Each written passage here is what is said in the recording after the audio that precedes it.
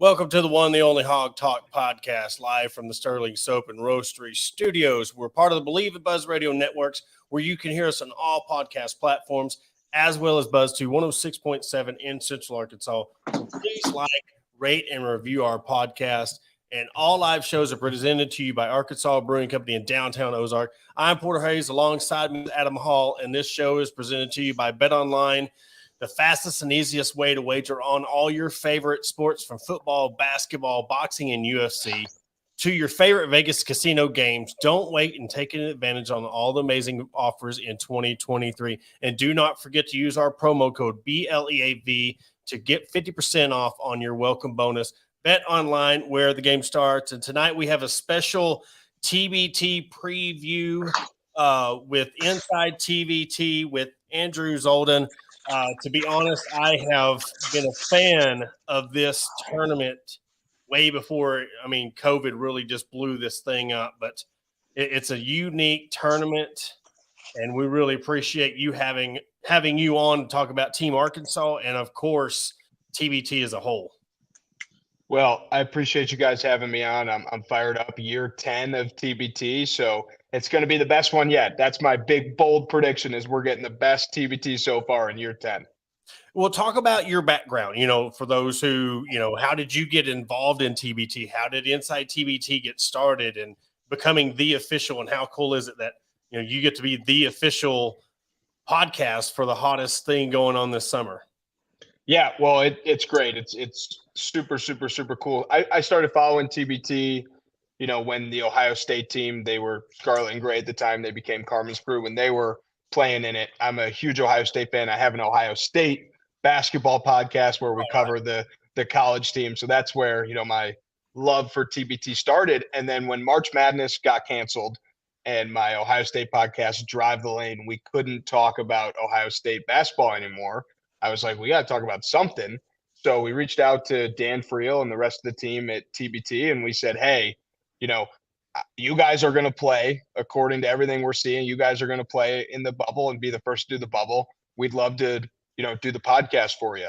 I did 3 versions of the tournament as just the podcast host, and now I'm lucky enough to be a full-time employee. I'm the social media manager for TBT and TST, in addition to running the TBT Inside TBT podcast. So it's been a cool and exciting journey, but just the beginning of not just Inside TBT, but of course TBT as a whole.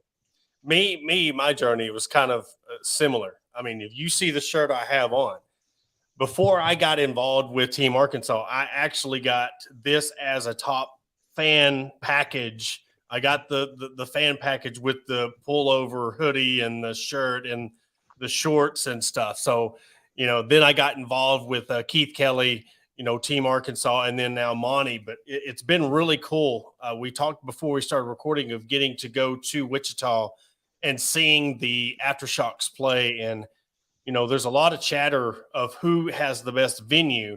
And, of course, I haven't been to, where Boeheim's Army plays and stuff like that. But I don't see one that comes even close to being Wichita. And again, like we were talking about with Monty, with them getting granted 2 regions, I think it speaks for themselves. Yeah, it's insane here. And I'm excited because it's my first time getting to be in Wichita and experience the craziness that is, the Aftershocks and Wichita State fans. So I'm looking forward to it. But you mentioned there's definitely other exciting venues out there. This year we're also at Freedom Hall in Louisville, which is super cool. It's going to be packed. We're down in Lubbock where, the Texas Tech team actually plays, and that's going to be at United Supermarkets Arena. And that's going to be a big time venue and selling a ton of tickets. And then, there's a lot of programs out there that say they can put together an awesome version of TBT, whether it's, it's Arkansas, like you mentioned, or, I went to Mizzou. I would love if TBT got to go to Columbia and put on a show there. So there's a lot of exciting venues out there. To date, Wichita State, Charles Koch Arena takes the cake as the top spot. I think they have like 3 or 5. I think it's all 5 of the top 5, highest attended games in TBT history, which is really insane to think about. So I'm very excited to see it, for the first time in person. But, I'm also excited to tune in and see what's going on in Lubbock and Louisville. I'll be in Louisville for a little, but, excited to tune in to Lubbock from where I'm watching the games in Wichita. And just, getting to see it in person, I really, you don't see the it's different than watching a college game. I mean, and that's where I want to go into with this is, what makes it different than the college game is because it's grown men playing and grown men playing for money. And the best way I can, especially with the Elam ending, it's like every point is like you're playing 21 and the score's 2019. I mean, it is in the end, it is very physical.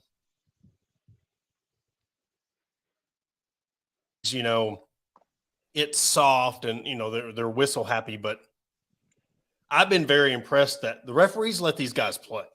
They know that these are men playing for $1 million, $2 million, and there's a lot on the line. So I think them actually letting them play keeps the emotions in check because if you start calling ticky-tacky fouls the last 3 minutes and $1 million, $2 million is on the line, that could backfire not only on the game, but the TBT as a whole because people are going to be like, I don't even mess with that because, just the way things are called at the end.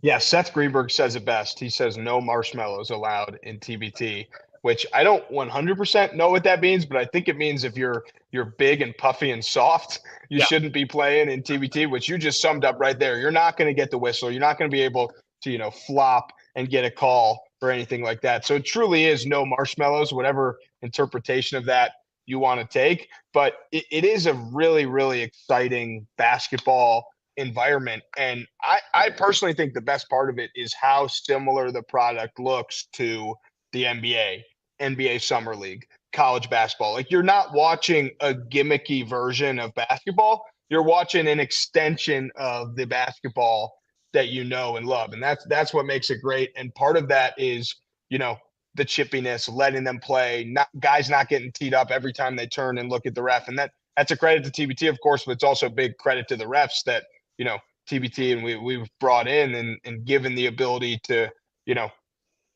call the games as they so please. Got a fan of TBT joining on the comment line. That's the thing that I really like is, how it took off. And you brought up COVID and we needed sports.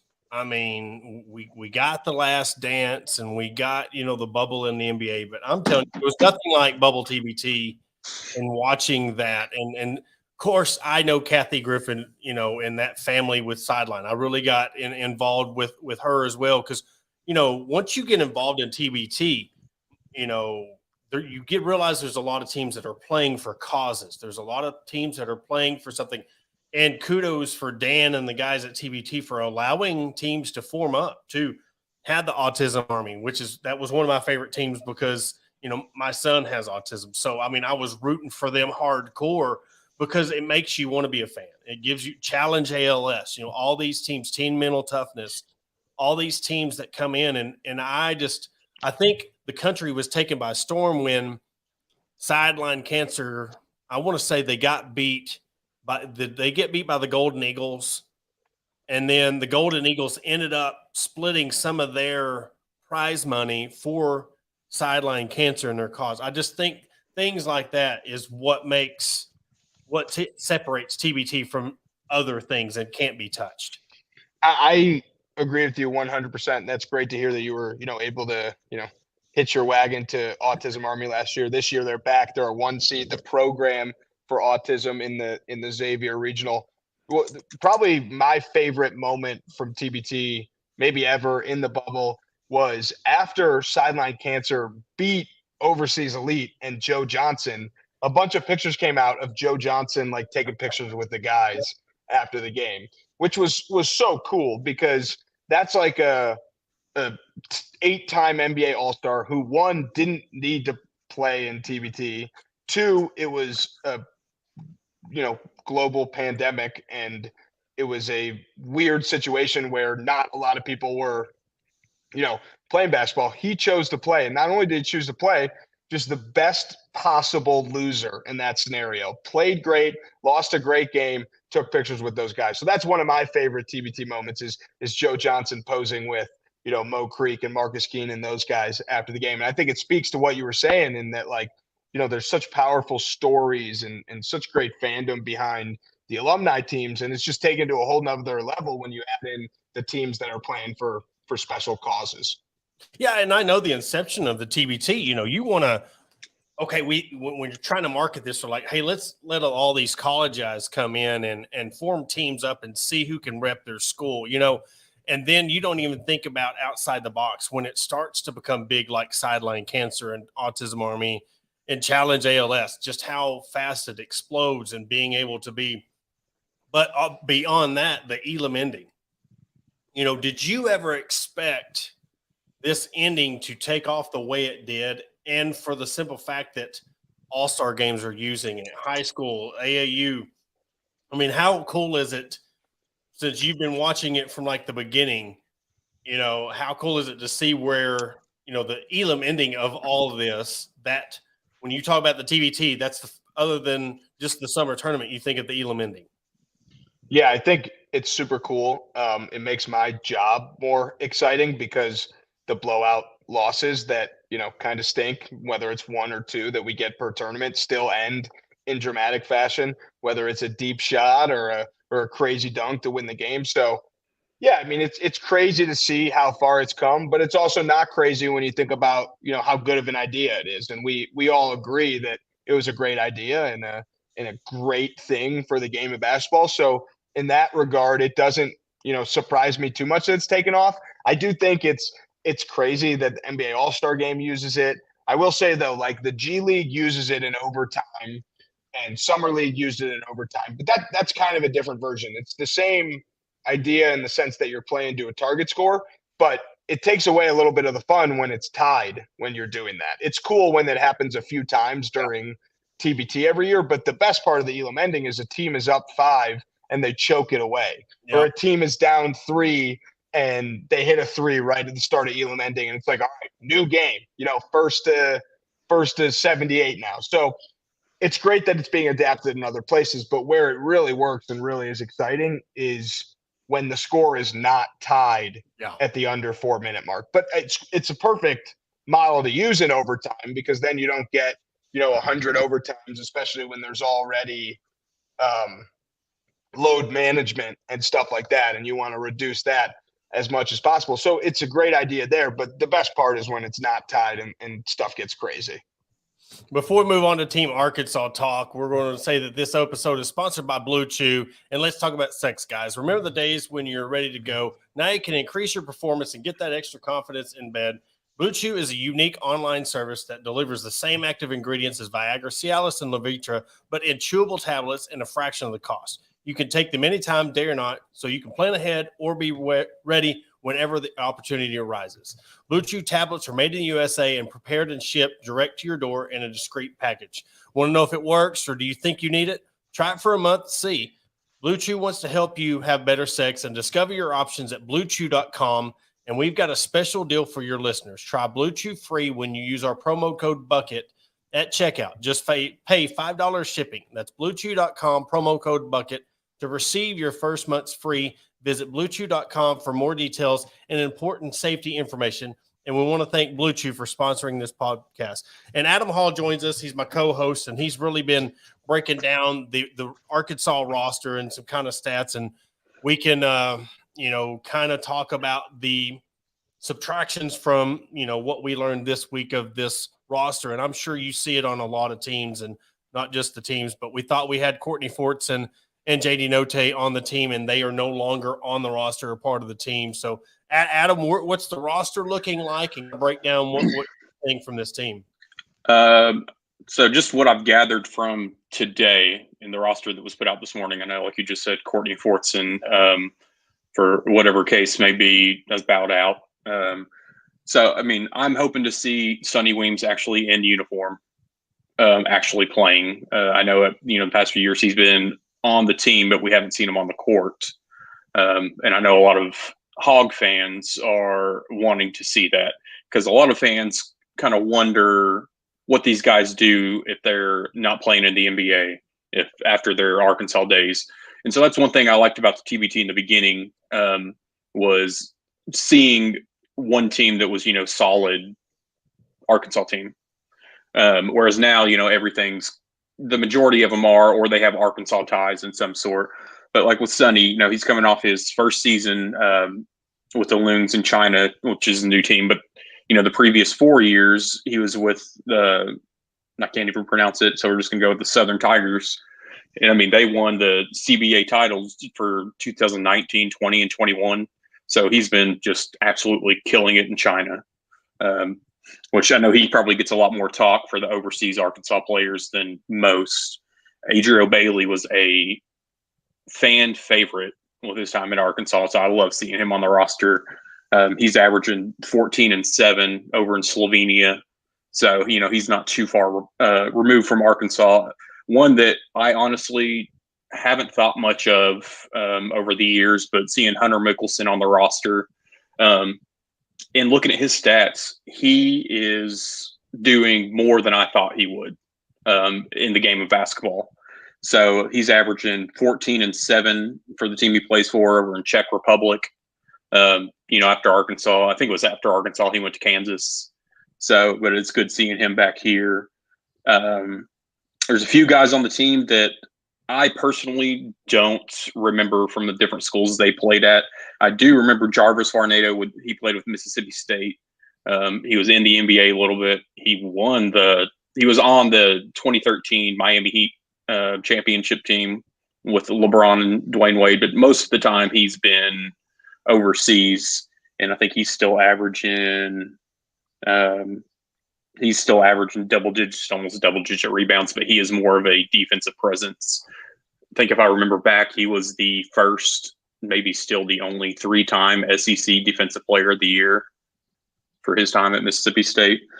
Then we're looking at Dustin Thomas. He played at Arkansas and Colorado. He's been playing in Europe. Most recently, he was in Kosovo. And then Sean Doss was at UAPB in Pine Bluff. I mean, when he was there, he averaged 17.5 a game, all SWAC conference. So, I mean, they've got scorers.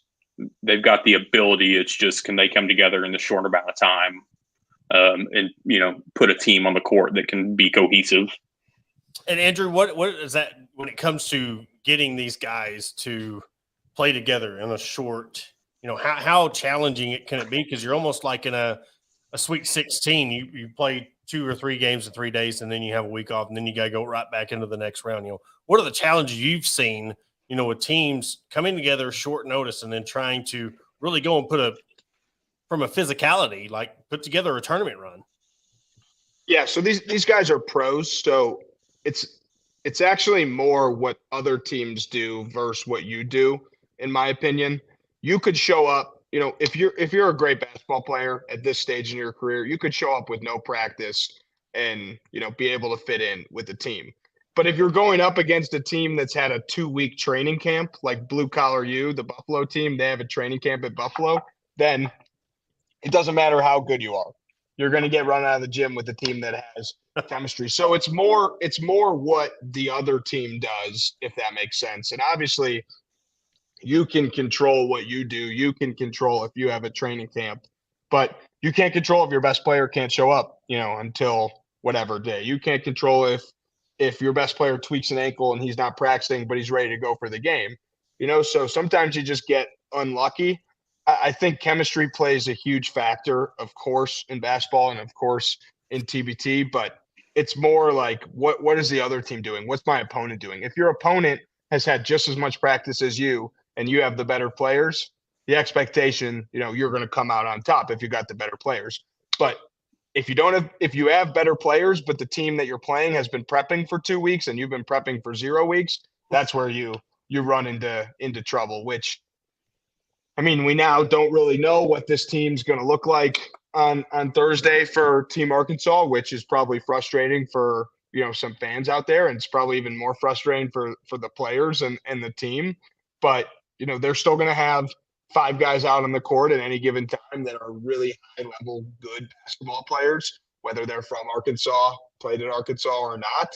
So anytime you got a school from the caliber of Arkansas, anytime you got overseas guys that have pro experience, you got a chance to win every game. So am I going to sit here and say like, hey, Team Arkansas lost a few guys, they're going to lose by 30? No, I'm not going to say that, but I did pick against them in my bracket before this news.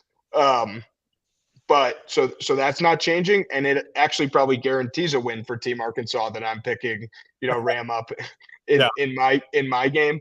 But yeah, I mean, so much goes into it. But if you have a guy like Brandon Wood is the perfect example, played, on the Valpo team the last few years. He could have a 35-point game, and then it just doesn't even matter about, guys not showing up because he showed up and he had 35.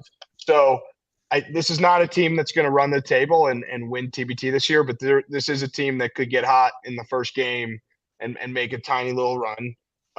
But it's going to sound funny, but they could lose round 1 by 30. They could win round 1 by 30. Like literally I'm in the unknown as much as everyone else about what product we're going to get on the court here come Thursday. But it should be a good matchup against Ram Up. If you factor in that Ram Up lost in the first round last year, but they looked really good. They brought back some guys. They brought in some new guys. It's an exciting first round matchup there for Team Arkansas. And, hopefully we get to see some of the guys that you mentioned, but the road doesn't get easier. You got Purple and Black potentially in round 2. And then congratulations, you'd have to play potentially the Aftershocks in Wichita, like you mentioned. So if before the news of players being out, you thought this was a team that was making it to the Final Four, no problem, that was probably crazy. But if you still think that, it's even crazier. And we've talked about the possibility of Arkansas hosting, and trying to get this thing in Arkansas somewhere. But I want to call a spade. And, this is the second year Arkansas has got a good seed and then have players back out or not play. What do you think that does to the committee when it comes to seeding in future years? And where do you think that lies Team Arkansas if they're this team that starts kind of getting this notoriety or this reputation of, hey, we're saying we're getting all these guys on our team, but then they end up not playing? Yeah, I mean, it's definitely not great, but next year you could have 5 guys from this year's team that go pro and decide they want to play. So it's really a case-by-case, year-by-year basis. Yes, it's great if you're on top of your stuff every single year and you don't have any issues like this, but every team struggles with this. Guys sign contracts at the last minute, guys get hurt. So Arkansas could have the best team in the world next year. Everyone shows up to practice and 3 guys tweak their ankles in practice. It's what happens. So I don't necessarily think that the committee is looking at this and it's going to impact whether or not they host a regional next year. It's a team that, that everyone knows what the atmosphere could potentially be like there. It's more of like, what's the team looking like, right after TBT this year? Are guys recommitting? Are the younger guys who they haven't gotten to play yet showing interest, being active on social media? Is it something that Coach Muss is super interested in now? So there's just so many factors that would take it so much deeper than that. And another thing is like, how do you ever leave Wichita? And like, could you have multiple regions that close to each other? So we'll see. It's changed. It changes every year. 4 regionals, 8 regionals, a bubble, 1 regional. So it's exciting and it keeps people on their toes. And you never know what you're going to get next year. But yeah, I mean, 6 different champions over 9 TBTs. They had. One team won 4 times. My math might be off somewhere, but Overseas Elite won 4 times. You got the Notre Dame team, and then Golden Eagles, Boeheim's Army, Carmen's Crew, and Blue Collar U. So 6 champions as we head into the 10th TBT. I mean, Blue Collar U is the favorite for sure. I know you didn't ask me about that. Blue Collar U is the favorite, but I mean, I would be shocked if we don't have a new champion this year just because of how hard it is to win. Well, and we're looking at this bracket. I mean, there's no tough region at all. I mean, yes, Arkansas kind of got a decent draw when it comes to, if you're looking at their success fully healthy, of course, what we're looking at, with Beale Street, Broad Street, B1, there's a lot of newer teams, other than you have Ram Up, Purple and Black, the guys out of, St. Louis, who Arkansas played last year in the first round. And if they wouldn't have played first round last year, they would have probably played them first round this year. They didn't want, the rematch of the first round again. But yeah, when you're looking at all these teams, I mean, look at this. I mean, you're talking about team overtime, Carmen's Crew, first round. I mean, there's a lot of first round matchups, and you getting to be in Wichita for both, regions. What are you looking the most out of this TBT per se? And again, if you're not picking blue collar U, who do you think wins it all? The team that I really like is Zip 'em Up and the Air Raiders. And the reason I like those teams is because I don't think those regionals are necessarily as loaded as the other ones we're talking about right now. I mean, West Virginia is a gauntlet. Syracuse has the last two champions, really the last three champions, because there's a bunch of Golden Eagles scattered throughout the Syracuse regional, two of them being on Boeheim's Army in Dwight Bikes and Jameel Wilson. But there's definitely some interesting matchups throughout. Like I said this on a show the other night, in TBT, the 1 seeds and 2 seeds, you're not playing a 15 seed and 16 seed. You're playing an 8 seed, and then you're playing, a 2, 3, 4, or 5 seed in the second round. So it's a very, very hard second round matchup, no matter where you are. Within TBT, we're talking about how that the Roadie Way versus Blue Collar U potential second round matchup could be, a scary one for Blue Collar U. And there's no guarantees in TBT, like I've said about 30 times so far. But my bracket will be official tomorrow. I have a few more hours to make changes, but as of right now, I have Zip 'em Up winning. And that's as of right now. And that's not really public yet. However, breaking news. It could change. But as of right now, I have Zip 'em Up winning. I think they have a good road. Maybe I have a little bias towards those guys because they come on the show all the time and they're funny and they make good content. But that's who I have as of now holding up the trophy. And I saw a crazy play today on social media from practice where Mark Lyons threw a no-look backwards pass alley-oop. So that didn't help bring down my hype and excitement for the team at all. But that's my pick as of right now, which, like I said earlier, that's probably the kiss of death for Zip 'em Up. They're probably very upset that I'm making that pick. It's like Corso's helmet. We put it on there. Yeah. They don't want you to put it on. But yeah. Exactly. But man, I know it's going to be a busy week. This thing starts off Thursday. I'm really looking forward to watching it. It's almost like, March Madness in July and August. And it's been a fun tournament. Fans, if you're not getting involved in TBT, I suggest you turn your TVs on this weekend and watch. It's a different kind of basketball, but very exciting. It's in no way, shape, and form is it second-class basketball because these are former pros. These are guys who play overseas and still getting with it. So, Andrew, really want to appreciate you coming on. And I was going to try to make it to Wichita this year, but logistics just couldn't make it happen. But I'm looking forward to trying to definitely making it wherever Arkansas ends up next year. Well, if you can make it out to the quarterfinal game or anything, I would love to say what's up, grab a beer or something. But if you're not able to make it out here, like you were saying, unfortunate, but as long as Team Arkansas is in there, I'm sure you'll be tuned in. And it sounds like you guys will be tuned in 20 years from now if there's no Team Arkansas. So appreciate you as a fan. Appreciate you for letting me come on the show. And hopefully TBT delivers this year like it always does. And if Arkansas makes a little run and I eat my words, I'm happy to come back on the show and talk about what's going right for them. Right. I'll gladly eat some crow along with you. But for Adam Hall, Porter Hayes, Andrew Zolan, this has been another episode of the Hog Talk podcast. Again, catch us on Sunday as we'll go over what we got from SEC Media Days and, of course, previewing the Arkansas Razorback football season.